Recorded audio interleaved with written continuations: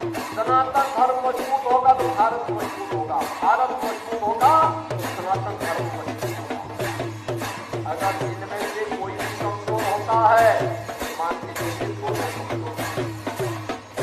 विरोधी आदि होंगे तो दोनों को कमजोर करने का प्रयास करेंगे। और एक कारण है, जब देश के दुश्मन सफल नहीं हो पा रहे हैं तो विभेद पैदा करने का कार्य कर रहे हैं, अफवाह पैदा करने का काम कर रहे हैं।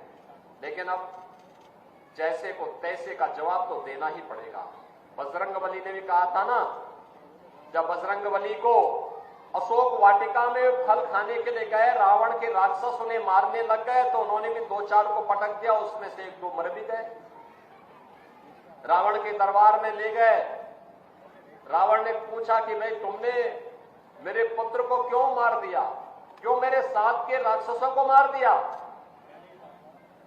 तो हनुमान जी ने भी कहा, जो मुझे मारे ते में मारे, यानी जिसने मुझे मारा है मैंने उसको मारा है।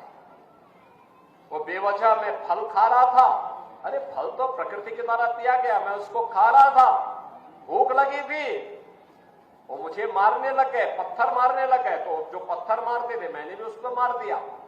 परिणाम क्या हुआ? वही मर गए, मैं जीवित हूं, आपके सामने हूं। अब अगर आप भी कुछ करना चाहेंगे तो इसके बाद आगे भी होगा। तो रावण ने कहा कि मैं इसको पूंछ पे आग लगा दूं। तो उन्होंने कहा इसका परिणाम भी देख लो। हनुमान जी की पूंछ पे आग लगाई तो उन्होंने पूरी सोने की लंका को ही भस्म कर डाला। बहनों और भाइयों, बजरंगबली बलिए बजरंगबली। आदर्श राष्ट्रभक्त भी, जो राम भक्त होगा वही राष्ट्रभक्त भी बन सकता है, और दुश्मन को दुश्मन की भाषा में जवाब भी दे सके। जो देश का दुश्मन है वो हमारा मित्र नहीं हो सकता, कभी नहीं हो सकता। कोई जाति के नाम पे बांट रहा है, कोई क्षेत्र के नाम पे बांट रहा है, कोई भाषा के नाम पे बांट रहा है, कोई अव्यवस्था पैदा कर रहा है। याद करना, ये बांटने वाले तत्व, इनमें रावण और दुर्योधन का ही डीएनए इसमें काम कर रहा है। ये वही काम कर रहे हैं जो त्रेता युग में रावण ने किया था। और याद करना, जब भी आप इन लोगों को, बांटने वाले तत्वों को धोखे से अगर मौका दे दिया, ये फिर वही काम करेंगे, गुंडागिर्दी का, अराजकता का, दंगा कराने का। कहीं ताड़का को भेजेंगे, घर दूषण को भेजेंगे, कहीं चंड-मुंड इनके जाएंगे, अव्यवस्था पैदा करेंगे, दुर्व्यवस्था पैदा करेंगे। बेटी की सुरक्षा के लिए, किसी बहन की सुरक्षा के लिए ये लोग खतरा पैदा होंगे। कहीं पर गरीबों की जमीनों पर कब्जा करेंगे, कहीं व्यापारी का अपहरण करेंगे, कहीं राह चलते हुए किसी राहगीर को गोली मारेंगे, कहीं दंगा भड़काएंगे, पर्व और त्योहार के पहले दंगा भड़काएंगे, उसमें खलल डालने का काम करेंगे। यही तो ये लोग करते थे 2017 के पहले।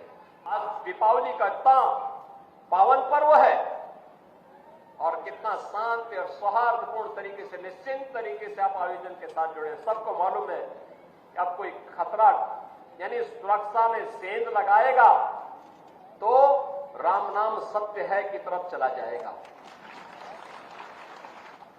अगर कोई किसी बेटी पर हाथ डालेगा, किसी राह चलती हुई किसी बहन पर की इज्जत के साथ खिलवाड़ करेगा, तो उसे भी मालूम है कि ये रास्ता उसे दुर्योधन और दुशासन की गति को प्राप्त प्रदान कर देगा।